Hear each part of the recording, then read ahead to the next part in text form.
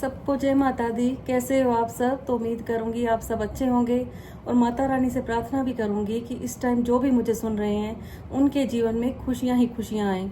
और मेरा आज का टॉपिक है कि लोग बड़े परेशान हैं कि हमारे घर में नेगेटिव एनर्जी बहुत है। तो हम बात करेंगे कि नेगेटिव एनर्जी क्यों होती है घर में और इसे हम दूर कैसे कर सकते हैं, और नेगेटिव एनर्जी के जो साइड इफेक्ट होते हैं वो भी हम बताएंगे कि इनसे क्या क्या दुष्परिणाम निकलते हैं। तो आपने वीडियो बड़े ध्यान से देखनी है। अगर आपको अच्छी लगती है तो आगे आपने शेयर भी कर देनी है, क्योंकि दुनिया बहुत परेशान है। किसी के घर में जवान बच्चे बैठे हैं, उनके रिश्ते नहीं हो रहे। कई लोग डिग्रियां हाथ में लेके बैठे हैं लेकिन उनकी जॉब नहीं लग रही। कई घरों में ये देखते हैं कि सब बीमार हैं। ऐसी बीमारियां हो जाती हैं जो डॉक्टरों को समझ ही नहीं आती। तो ये सारा होता है नेगेटिव एनर्जी के कारण। कई लोग डिप्रेशन में चले जाते हैं और फिर वो डॉक्टरों के पास जाते हैं, डॉक्टरों को कुछ समझ ही नहीं आती। लोग ये बोलते हैं कि हमने सारे टेस्ट करवा लिए। तो आखिर ऐसा क्यों होता है? क्यों नेगेटिव एनर्जी हमारे घर में वास कर जाती है? तो बड़े ध्यान से आपने ये वीडियो देखनी है, कोई भी पॉइंट मिस नहीं करना। तो अगर आपको मेरी वीडियो अच्छी लगती है तो आपने मेरे चैनल को सब्सक्राइब भी कर देना है और इसे आगे शेयर भी कर देना है। तो सबसे पहला सिम्टम तो ये है नेगेटिव एनर्जी का कि आपके घर में कलह कलेश बहुत रहेगा।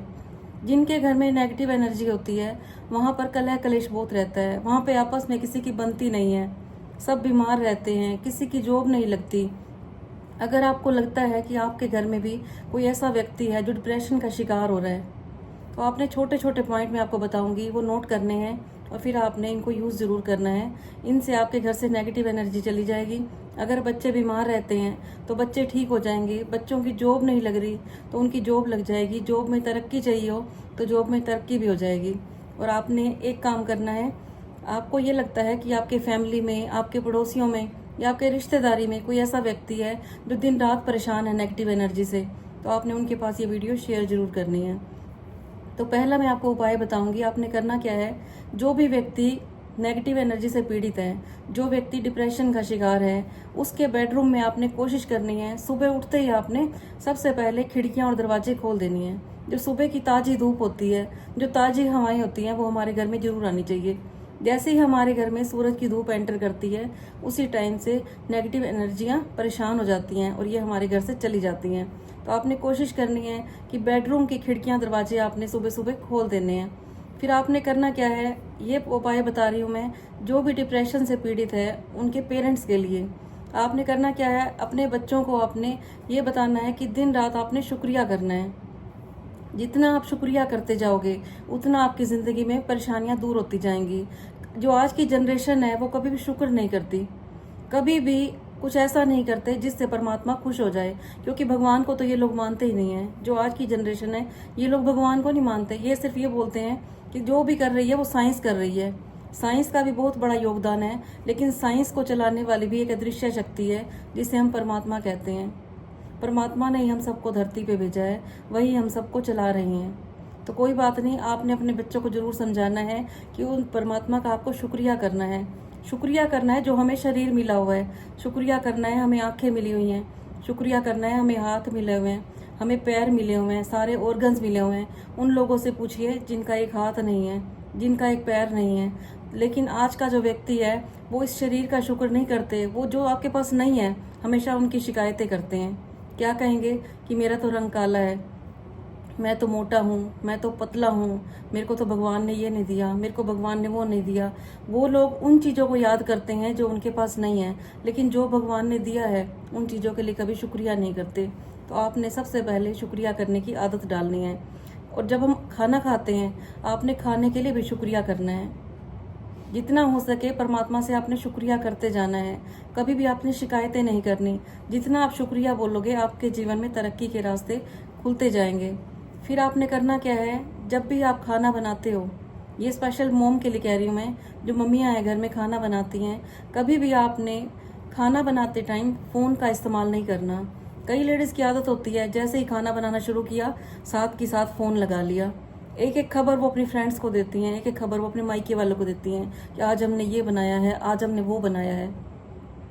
तो जब भी आपने खाना बनाना है सिर्फ आपने परमात्मा की याद में खाना बनाना है। जैसा खाओगे अन्न वैसा बनेगा मन। तो जब बनाने वाले के इम्प्रेशन में भी ये चल रहा होगा कि खाने में हमने क्या बनाया दूसरों को बताना है, तो जितनों को आप बताते हो, जिससे आप बात कर रहे हो, उनकी एनर्जी भी हमारे खाने में चली जाती है। और जो जो लोग इस खाने को खाते हैं उनके अंदर फिर इस खाने का इफेक्ट हो जाता है। और वैसे भी जब हमारे पास खाना पहुंचता है ना, जो अनाज हमारे घर में आता है वो 4000 लोगों के हाथ लगे हुए से आता है। किसने इस खेत में इस अन्न को बोया, किसने काटा, किसने वहाँ से मंडियों से उठाया, किसने हमारे तक डिलीवर किया, किसने पीसा, किसने बनाया। तो ऐसे करते करते पता नहीं कितने हाथ लगते हैं इस खाने पे। तो उनके मन में जो चल रहा होता है, जब लोग इसे खेतों में बीज बो रहे होते हैं या जो लोग काट रहे होते हैं, सबके मन में अलग अलग वाइब्रेशन होते हैं, सबके मन में अलग अलग परेशानियाँ होती हैं। तो इतने इफेक्ट डाल के ये खाना हमारे तक पहुँचता है। तो हमें परमात्मा की याद से इस खाने को प्योर बनाना है। और ये एक फ़र्ज अदा कर सकती हैं जो हमारे घर की गृहिणियाँ होती हैं, जो मम्मियाँ होती हैं। आपने जब भी खाना बनाना है, फ़ोन को साइड में रख के आपने सबसे पहले परमात्मा का शुक्रिया करना है और परमात्मा की याद में खाना बनाना है। अगर आप इन छोटी छोटी बातों को फॉलो करोगे तो आपके घर से नेगेटिव एनर्जी चली जाएगी। फिर आपने करना क्या है, अपने घर में आपने नमक का पोछा जरूर लगाना है। आप लोग अपने घर की सफाई बहुत करते हो, रोज़ आप झाड़ू लगाते हो, पोछे लगाते हो, आप सोचते हो घर की हमारी सफाई हो गई है। आप एक काम करना, आप अपनी अलमारी में एक रुमाल रखना और 1 महीने बाद आप इसको निकालना, उसके अंदर भी आपको थोड़ी बहुत मिट्टी जरूर दिखेगी। ऐसे ही आप 1 साल बाद देखते हो तो और ज़्यादा मिट्टी दिखेगी आपको। इसी तरह से हमें अपने मन की क्लीनिंग भी करनी है। जो हमारे मन के अंदर मैल जमा है, हमें उसे भी साफ करना है। और ये होगा सिर्फ प्रभु की याद से। हमें दिन रात प्रभु की याद अपने अंदर रखनी है। और ये याद तभी रहेगी जब इसके अंदर कोई वैर, विरोध, निंदा, चुगली नहीं रहेगी। तो आपने कोशिश करनी है, दिन रात प्रभु को याद करना है, प्रभु का शुक्रिया करना है। और जो भी आपके घर में पेशेंट है उसके लिए आपने प्रार्थना करनी है। प्रार्थना में बहुत ताकत होती है। प्रार्थना से हमारे जो कर्म होते हैं वो भी अच्छे हो जाते हैं। प्रार्थना से हमारे घर में बीमारियां चली जाती हैं। प्रार्थना से हमारे बच्चों के संस्कार अच्छे हो जाते हैं। अपने बच्चों को संस्कार डालने का काम हमारा ही है, हम पेरेंट्स का ही है। सबसे मुश्किल काम है पेरेंटिंग। अगर आपने एक बच्चे को सही दिशा दिखा दी तो समझना आपने अपना जीवन सफल कर लिया। उन बच्चों से पूछिए जिनके सिर से माँ बाप का साया चला जाता है, उनका जीवन कैसे बीतता है, उनको कोई समझाने वाला नहीं होता।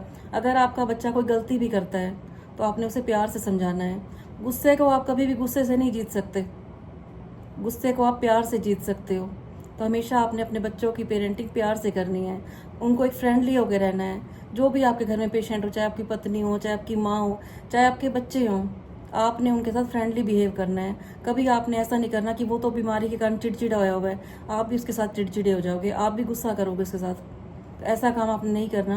पेशेंट के साथ आपने बड़े प्यार से रहना है। जितना हो सके उसे भगवान की यादों में रखना है। उसके आसपास आपने गायत्री मंत्र का पाठ चलाना है। रात को आपने हनुमान चालीसा का पाठ चलाना है। नेगेटिव एनर्जी को दूर हम ही भगा सकते हैं, क्योंकि जिस तरह से इस धरती पे अच्छी एनर्जी है तो बैड एनर्जी भी है। और ये एनर्जी तभी आती है हमारे घर में जब हमारे घर से अच्छी एनर्जी जाने लगती है। और अच्छी एनर्जी कैसे आती है हमारे घर में? अच्छे कर्म करने से, भगवान के नाम लेने से। जहाँ पे भगवान का नाम होगा वहाँ पे बैड एनर्जी टिक नहीं सकती, वो वहीं पे तड़फने लग जाती हैं। और एक काम और करना है आपने, जो मैं हमेशा बताती हूँ आपको, अपने घर में आपने गूगल, लोबान, कपूर, लौंग, इनका आपने धुआं जरूर करना है। मैं आपको हर वीडियो में बोलती हूँ। कई लोग क्या करते हैं कि बीमारी आने पे ही अपना ध्यान रखते हैं, तो क्यों ना बीमारी आने से पहले ही आप अपना ध्यान रखिए। अगर आपके घर में नेगेटिव एनर्जी नहीं है तो भी आप ये धुआं कीजिए, तो भी आप अपने घर में गायत्री मंत्र का पाठ चलाइए। खाना बनाते टाइम प्रभु की याद में रहिए, खाना खिलाते टाइम आप प्रभु की याद में रहिए। और कभी भी अपने बच्चों को झूठ बोलने की आदत मत डालिए। कई बार क्या करते हैं, माँ बाप ही सिखाते हैं बच्चों को झूठ बोलना। बच्चे ने कुछ गलत काम कर दिया तो भी उसका साथ देना। अगर आपको लगता है कि आपके बच्चे गलत दिशा में जा रहे हैं तो उनका साथ मत दीजिए। कई बार पेरेंट्स को कठोर भी बनना पड़ता है अपने बच्चों को सही राह पे लाने के लिए। तो उम्मीद करती हूँ आपको मेरी बातें अच्छी लगी होंगी। अच्छी लगी हों तो इसे लाइक कर देना। कल फिर मैं आपके पास आऊँगी ऐसे छोटे छोटे टिप्स लेके जो आपके जीवन में खुशहाली लेके आएंगे, आपके घर में तरक्की के रास्ते खोलेंगे। तब तक के लिए सबको जय माता दी।